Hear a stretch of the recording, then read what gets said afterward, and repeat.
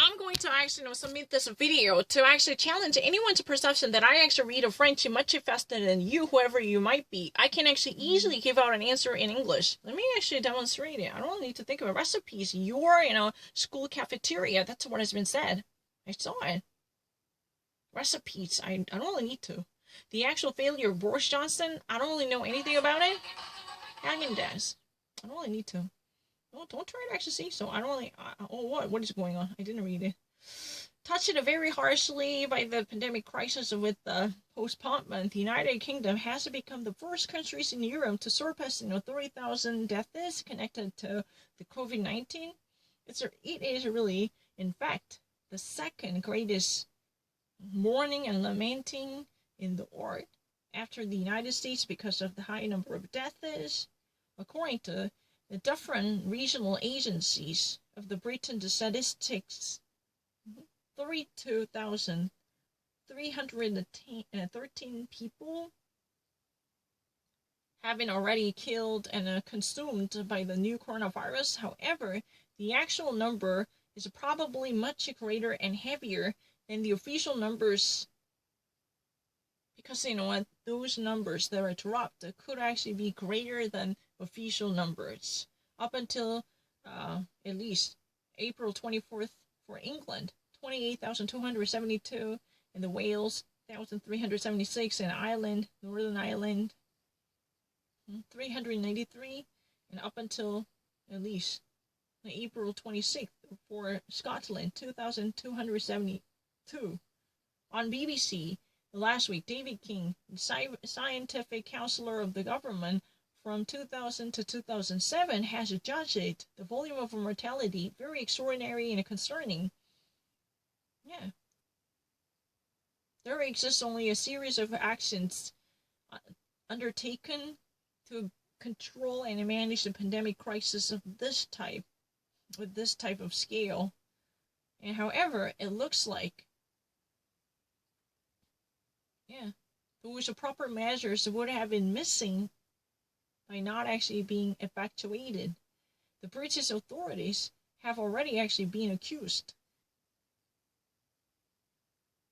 since they were late in terms of responding to the crisis by taking proper measures on time, and at least, they somehow had underestimated the actual necessity for tests and masks, and they actually failed to impose a proper confinement by putting the population in proper segregation starting from March 23rd. This was finally effectuated. And the critics truly actually equally carry the concern about the possible condition of the National Health Service because of the underfinancing chronic condition. The National Health Service is heavily underfunded. And this is almost free, based upon the generosity concerning the majesty, with the greater concern of underfinancing deficiency to operate the proper healthcare service for the British public.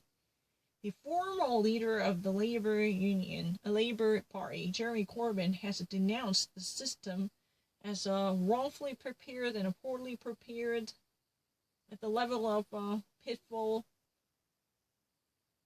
in the face of a coronavirus because of the decade of austerity, which actually cut off the funds from them. According to the OECD, the Organization of the Cooperation and Economic Development and Cooperation, the United Kingdom truly accounts for 2.5 beds per hospital on average for 1,000 people, contrary to 6 beds for 1,000 people in France, 8 for 1,000 people in Germany. However, away from this perspective already, the most noticed problem would be for the beds inside the intensive care units, where truly the life of the seriously ill patients should be cared and should be attended throughout the coronavirus crisis. for the COVID-19. For that reason, this problem only gets, emphasized more than ever, especially concerning the intensive care units bed, right? How many beds are available for 1,000 people in public? That's really the question.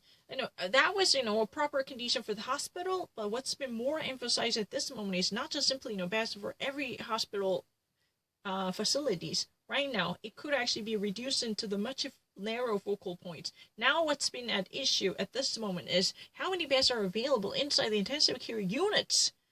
This is so far about the general hospital. You understand that this is about the general hospital. You see this. But now, what's been actually more than ever emphasized is how many beds are available inside the intensive care units, which actually play a very significant role for the life of the gravely ill people coming from the coronavirus affected by the infections, right? United Kingdom surely counts at least, more than half, surely almost, more than half are not available than French. That means they have, almost a 50 percentile less than the French availability and almost 5 times lesser than Germany, according to Elias Musalia, professor of the public health policy at the London School of Economics. That means, France actually, has how many of them amazing? At least they actually have, 50 percentile greater. If, British, for 1,000 people, they have, like 5 beds available at the ICU or inside the ICU units. Then France actually have 10 beds per each, 1,000 people. This is really a proper indication. In Germany, how many of them available? 25. 5 times greater. 25 beds available inside the ICU, intensive care units, per, each 1,000 people. If there's any available number is out there. You understand what I mean? I don't need to think about it. The Prime Minister Boris Johnson, he himself, hospitalized because of the coronavirus for about a week after having promised billions during the campaign of the last legislative.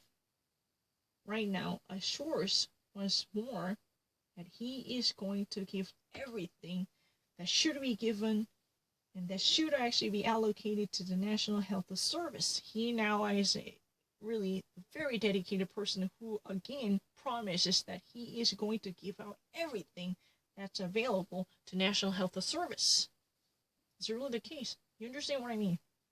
Let me actually say this. The Prime Minister, Boris Johnson, who himself hospitalized for about a week, is because of the COVID-19 after having been promised billions during his legislative season campaign for prime ministership. But now assures once again for the future that he is going to actually give out everything what he should have been for the National Health Service. Now, no turning back. So, so far I never actually made a mistake, but I just really want to emphasize it. This given number here is for general hospital. If you ever actually go to hospital, you actually go through a cancer surgery, then you can actually be, hospitalized. But that doesn't mean you're going to use intensive care units necessarily, right? But if you are really a serious person who's been actually gravely ill and fighting for one's life, or literally on the threshold of life and death, then you're going to actually go to the intensive care units, right? But the problem is, these numbers are for general hospitalization.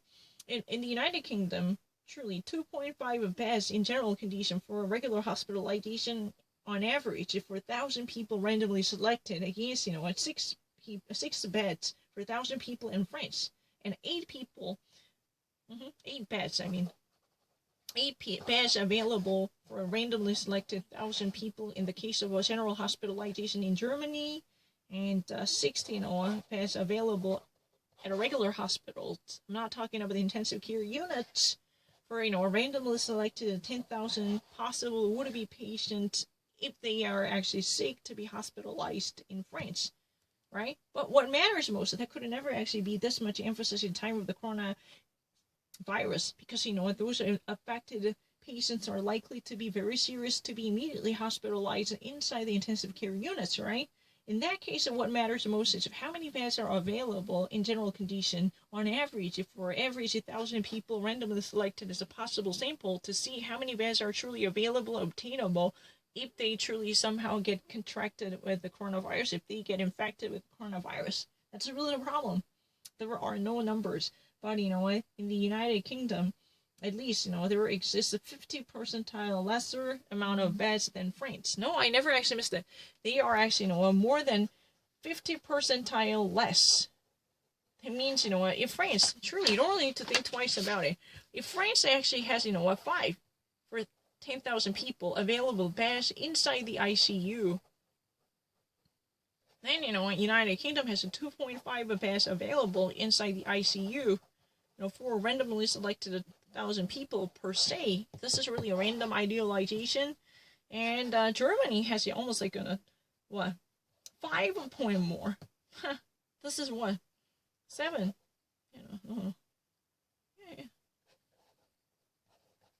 12.5 percentile. 12.5 percentile of beds available for average 1,000 people who could actually get sick in general, especially inside the intensive care units, for the intensified care services for very gravely ill people. You understand that? This is a real number. I never actually said that. I said, more than 50% less. I really, at my first trial, was more than 50% less. I really said that. That means, even actually greater than 50%, not really entirely the half of the French, but possibly even worse than the 50% lack. You understand that? The deficiency could be even greater than 50%. I said it clearly. More than 50% less than the French, hospitals' beds available for the intensive ICU, intensity care units, and almost, 5 times lesser than Germans' availability of the beds at the intensive care units. I cannot actually say the intensive care units. I don't really know. So let me actually say that. I don't know. I'm really accurate. Let me actually some meeting. I was really immediate.